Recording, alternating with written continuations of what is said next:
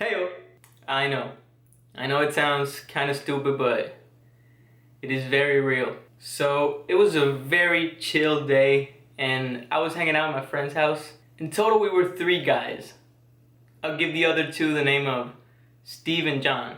We were at Steve's house. You know, all day we had been just hanging out and playing sports, shit like that. Something that you have to keep in mind is that I know Steve since I was like in 2nd grade.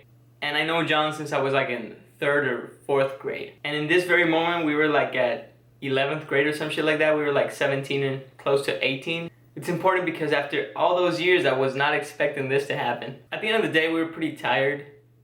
We just wanted to relax, and John and I were hungry. We told Steve to give us something to eat, but the cheap bastard was already complaining, man. So we went downstairs and he gave us each a glass of tap water and 1 tiny croissant. Are you going to finish that croissant? They came in like a little bag. I'm gonna pronounce croissant very ridiculously because I don't know how to pronounce it and not sound like I'm dumb. So I'm just gonna go with the Carl Weiser pronunciation. They were these shitty little croissants. They came in like an individual bag inside of a bigger bag that has like 20 of them. The type of croissant that can't feed an infant, but it was Steve, so we kind of expected it. So he has the audacity, man, to then grab 2 croissants, and 2 cookies with chocolate inside them for himself. John was kind of pissed, so he asked for more food, and Steve was like, fuck that. What happened next really changed our lives, man. John grabbed the whole bag of 20 croissants and ran upstairs with it. And I had no choice but to follow him, man. All we could hear was Steve screaming downstairs. So we locked ourselves in the bathroom that was inside Steve's room. We just started laughing out loud, man, and eating the fucking croissants. They were disgusting, by the way, like they were horrible. But we don't hear anything from Steve, which was kind of weird. I was sitting with my side against the bathroom door. Imagine this was the door of the bathroom, and I was sitting just like this, right? So yeah, I kind of explained there kind of how I was sitting. And yeah, well, we were just enjoying our shitty croissants, and after a moment we just went silent. We had been long enough in the bathroom, locked in there, and remember how I told you how I was sitting? My legs are bent, so there's like a gap in the middle. So like my ass is on the floor, and then my feet are on the floor, but then my legs are bent like a triangle, and there's like a gap in between. All of a sudden, man, a blade used to chop fucking meat slides under the door. But it wasn't like a playful thing, like it had power behind it. It wasn't like it was trying to stab me, bro. If I was not sitting like that, then I would have gotten injured for sure. But that's not the worst part. I quickly stand up and Steve is just swinging the knife under the door, trying to see if he catches anybody. In the beginning, John and I laughed and we told Steve that it was too damn close to hurting me, so like, bro, don't do that. But there was no answer from him. So we started getting like weirded out, like it was like a weird vibe. We told him, we were like screaming, we don't want your damn croissant, they taste like shit. But he didn't say anything. Where we were living in our country, it was pretty dangerous, so houses, almost every single time, the windows had like steel bars. Like it was like a jail, and you know that's to prevent people from getting in a lot of the times, you know. And Steve's bathroom had those bars, so we were trapped, man. We fall silent again, but like for 5 minutes, so it took a good amount of time, and all of a sudden, bang, the knife's under the door again. So at this point, we really thought that our friend from a lifetime, Steve, wanted to end us because of a croissant. The knife stopped, man, and 30 minutes passed. And this is not an exaggeration, like we were freaking out. So we let like half an hour pass, and the knife wasn't there. The knife, he didn't really use the knife anymore. So I told John that we needed to start doing something, so he agreed, and we like opened the door a bit. There wasn't anybody there.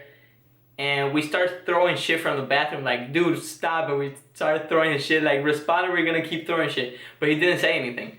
We were just throwing croissants and everything, man, everything we can find, to see if, like, he would be like, hey guys, it's a prank, stop throwing shit. But he didn't say anything.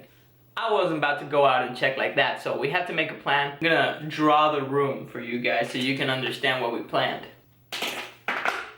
Alright.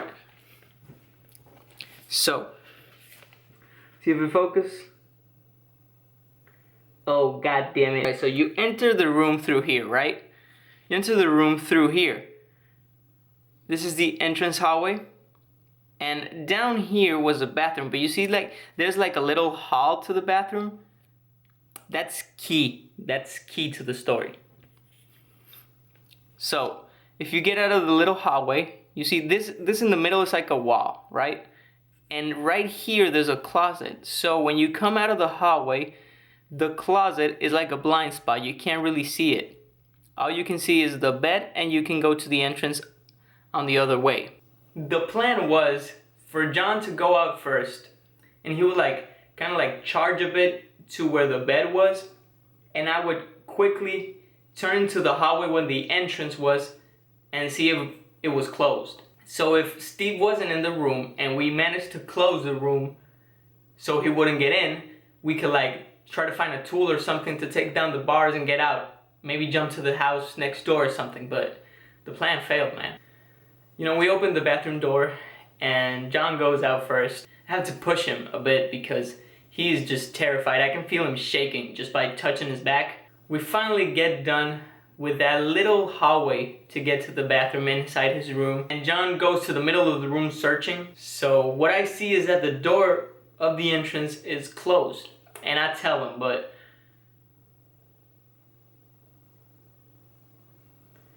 what happened next is something that I'll never forget.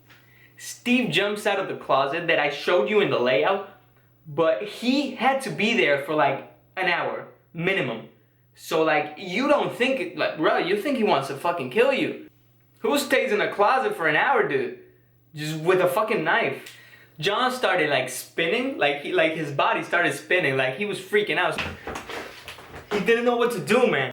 He did a little jump. He did like a little jump. He jumped on the bed because he didn't know how to react. And then hopped down immediately, all while screaming with like the biggest expression of fear in a face that I have ever seen in my life, man. You know that you think, that you believe that you're certainly gonna die in that moment when you have that face. Steve didn't attack him immediately, so he ran to like get in the bathroom again.